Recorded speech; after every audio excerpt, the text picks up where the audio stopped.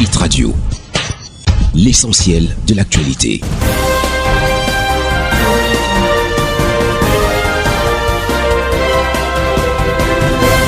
Ghislain Cougo. Bienvenue à l'actualité de ce 8 octobre 2024, présidentielle 2025. Les espoirs s'envolent pour une candidature unique de l'opposition. Le sujet a fait l'objet de vifs échanges sur les plateaux de télévision. Pour Aristide Monod, la candidature unique de l'opposition est une invention des démocraties tropicales, une simple diversion, une distraction pour légitimer la fraude électorale. Il s'agit de faire croire que si l'opposition ne gagne pas les élections, c'est parce qu'elle n'arrive pas à dégager un candidat unique. Le Cameroun n'a pas vraiment besoin d'un crise roi de l'opposition pour battre le Rassemblement démocratique du peuple camerounais RDPC. Ce qui est important est que l'ordre dominant arrête les actes d'anti-jeu qui faussent les règles du jeu.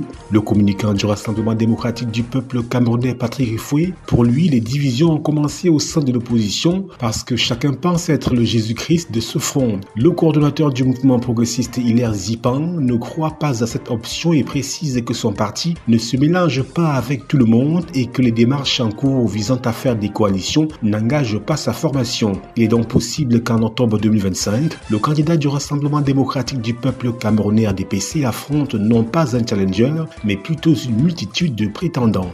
Absence prolongée de Paul Biya, pas de raison de s'inquiéter. La question a animé les échanges dans les médias, c'est que l'on est sans nouvelles du président de la République depuis son départ en Chine pour une visite d'amitié et de travail le 8 septembre dernier. Une absence d'informations qui laisse libre cours à toutes sortes de fantasmes dans les réseaux sociaux, alors même que des appels à candidature pour la prochaine élection présidentielle de Paul Biya en exercice succèdent au fil des jours. Pour Hervé Emmanuel Com, membre titulaire du comité central du RDPC, son parti n'est pas une église de réveil, il y a un temps pour tout. Pendant ce temps, Maître Arbor Atchou, avocat au barreau du Cameroun, brandit la loi légale qui règle la question de la vacance au pouvoir en précisant ne pas s'inquiéter tant que le délai de 45 jours n'est pas consommé, le Cameroun étant un état de droit.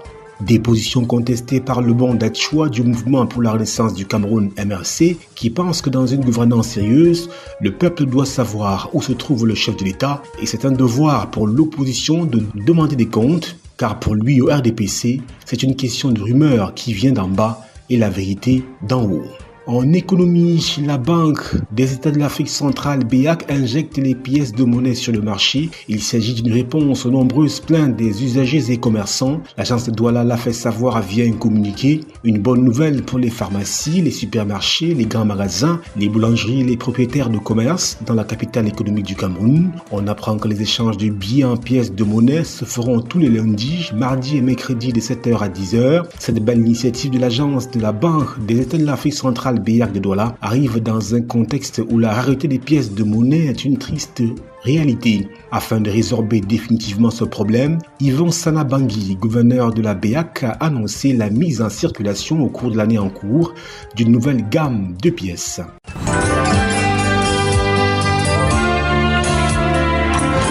L'actualité internationale. Tunisie, le président sortant Kais Saïed réélu avec 90,7%. Sans surprise, il a remporté l'élection présidentielle du 6 octobre 2024. Les deux autres candidats, Ayachi Zamel et Zouaï Magzaoui, se sont adjudicés respectivement 7,35% et 1,97% des suffrages. Selon l'ISI, le taux de participation s'est établi à 28,8%, soit le plus fort taux d'abstention depuis l'avènement de la démocratie en 2011. Avant ce scrutin, Kais Saïed était donné grand favori. Au sein de l'opinion, les conditions d'organisation du scrutin étaient décriées notamment en raison de l'empoisonnement d'un candidat. Élu pour la première fois en 2019, Kais Saïed, candidat anti-système qui a changé le landerneau politique tunisien, est en route pour un second mandat. Les tensions diplomatiques entre le Burkina Faso et la Côte d'Ivoire ont franchi un nouveau cap. Selon Jeune Afrique, le ministère burkinabé des Affaires étrangères a rappelé à Ouagadougou tous les ambassadeurs en poste en Côte d'Ivoire. Ces derniers sont en attente de recevoir leur billet d'avion pour rentrer au pays. Le média panafricain précise que cette décision n'a pas été communiquée aux autorités ivoiriennes selon les usages diplomatiques.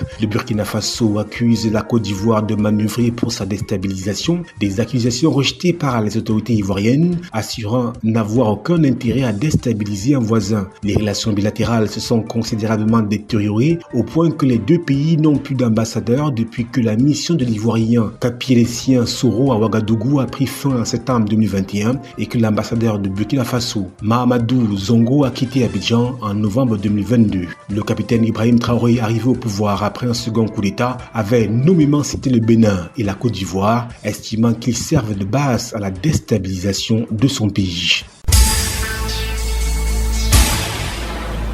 Et puis en sport, football, ministère des Sports et de l'Éducation physique, Fédération camerounaise de football, la présidence de la République consolide la réconciliation. En effet, Samuel Eto'o, président de l'Africa Foot, et le ministre des Sports et de l'Éducation physique, professeur Narcisse Mollet-Kombi, ont pris part à une réunion de réconciliation organisée au Palais par le ministre d'État, secrétaire général de la présidence de la République, Ferdinand Ngongo, Philippe Bargamboa, ministre chargé des missions à la présidence de la République, et Oswald Baboké, directeur adjoint du cabinet civil, était également présent. Une page semble être tournée dans la guerre qui a opposé les deux hommes pendant de longs mois au sujet de l'équipe nationale Fagnon du Cameroun. Cette réunion est d'une grande importance et survient quelques jours après que le MINSEP et l'Africa Foot aient décidé de collaborer pour l'intérêt commun du football. Les échanges ont porté sur divers sujets stratégiques liés à la gestion du sport au Cameroun, ainsi que sur le rôle de l'Africa Foot dans le développement du football et de la jeunesse camerounaise. Ces échanges se poursuivent ce 8 octobre entre le ministre des Sports et de l'Éducation physique et le président de l'Africa Foot.